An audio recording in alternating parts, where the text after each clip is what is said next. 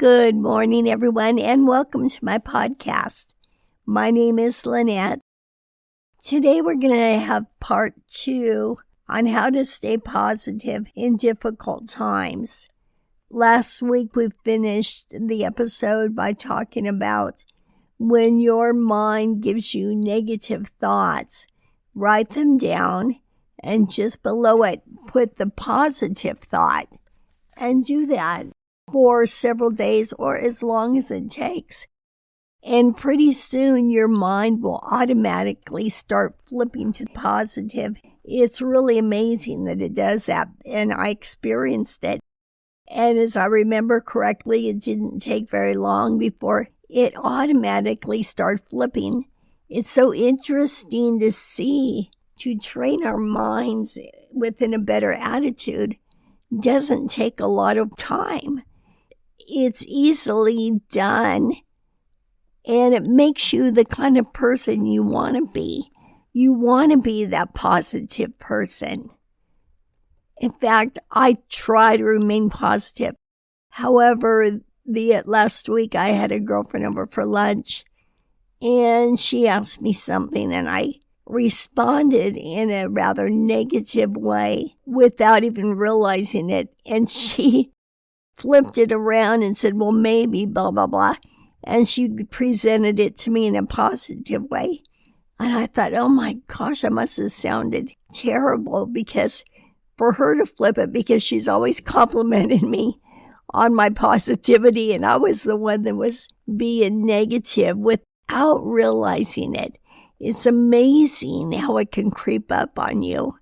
But if you're around people who are always negative, either you start to behave like them, or you really notice the difference and the hunger for positive, uplifting people. I know I myself have been contemplating on enjoying this one life. I mean, when you literally, really think about it and dissect it, we have one life, just one. So why do we want to spend it in a negative mode, looking at things through darkened vision? We want to look at it and enjoy it in a positive light, because life is such an amazing, wonderful gift. And as I mentioned, we only have one. So let's all make a decision to enjoy it. In fact, I was talking to a friend last night. She happens to be a therapist, but we were just talking as friends. And we were talking about only having one life. And I said, how come it's so difficult sometimes to really enjoy it? Is it because we have bills, we have stress, we have this, we have that? And it probably is. That's probably a major part of it. However, we can still, no matter what's going on in our life or who's in our life, we can still look at things with a positive attitude, no matter what it is. And I think by writing down your situation, regardless of what it is, and flipping it into a positive, then I think you will see that you can still be positive during difficult times. Sometimes things happen for a reason. Like the other day, I was coming home and I noticed a shingle fell off my roof, and I have a fairly steep roof, so it's not something that anybody could go up there and put a new shingle on.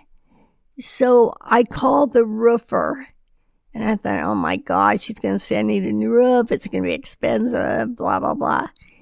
And the roofer went up there and he said, you aren't missing a shingle. It's a piece of metal or something. He said, but you have cracks all around your chimney and your vents, etcetera, etcetera.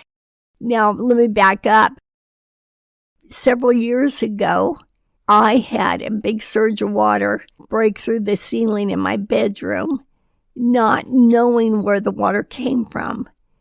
And it was ironic, and I believe this was God. I called an antenna repairman because I wanted an antenna instead of cable. And he went up there and he goes, nobody sealed around your chimney and your vents. So he sealed it, and that took care of the problem. I was spending so much money and having so many people try different things, trying to troubleshoot where this leak was.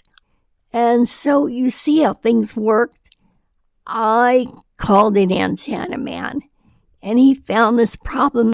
I remember I was just about to pay someone $4,000 to try something else and see if that helped the leak. And then seeing the shingle was gone, it brought a roofer out, which he found I didn't need a new shingle.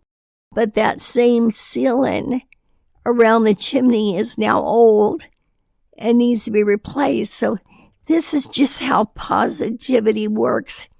At first, I started to get that attitude about, oh, roofers are so expensive.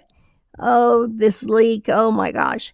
But then you see how God turned it around. And these people, although I called them for different reasons, they answered what my question was, what my problem was. They found the resolution. And that brings me, and I did discuss this on the last episode, I know in this country, for example, maybe just taking everything for granted. I'm not sure what it is. And from talking to many, many people, I think we were all feeling the same thing. And although when the World Cup was coming here, I didn't think much about it. I thought it would just be soccer fans. But who would have thought it took visitors literally from all over the world to appreciate this country and listen to their positive opinions? It made me see it through clear eyes, made me see it through somebody else's eyes. And I thought perhaps I was the only one that felt this way.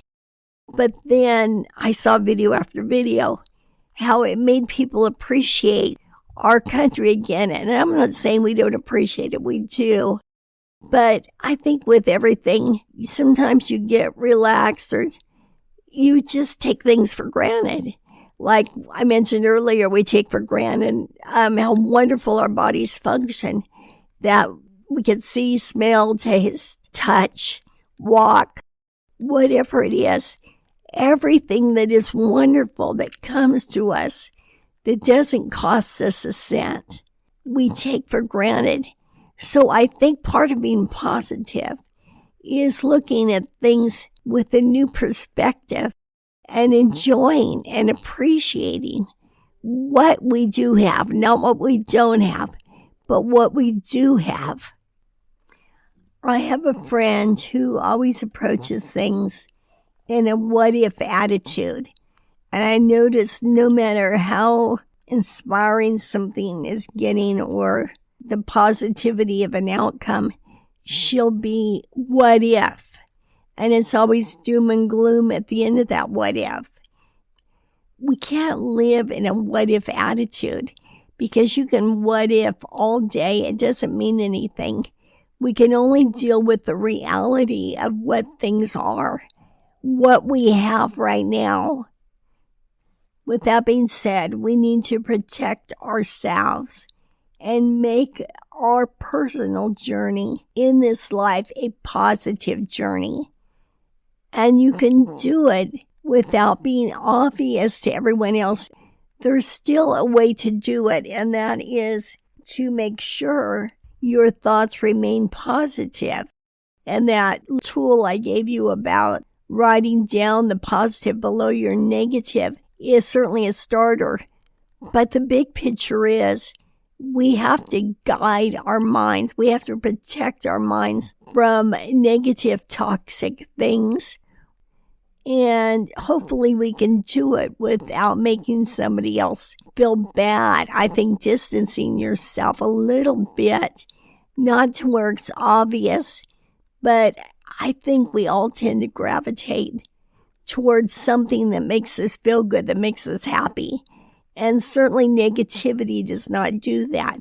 But positivity, support, love, all of those optimistic things, do that. And I think we all want to gravitate toward that.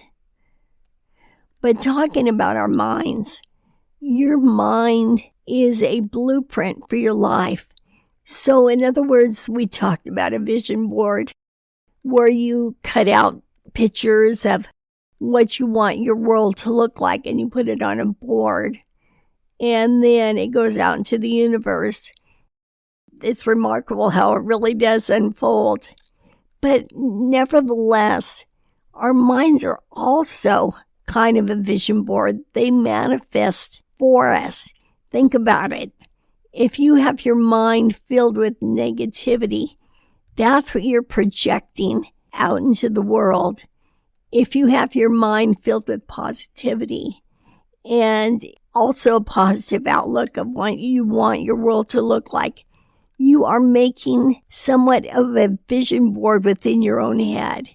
Never when you make a vision board, you start off by cutting out negative pictures and gluing it on this board.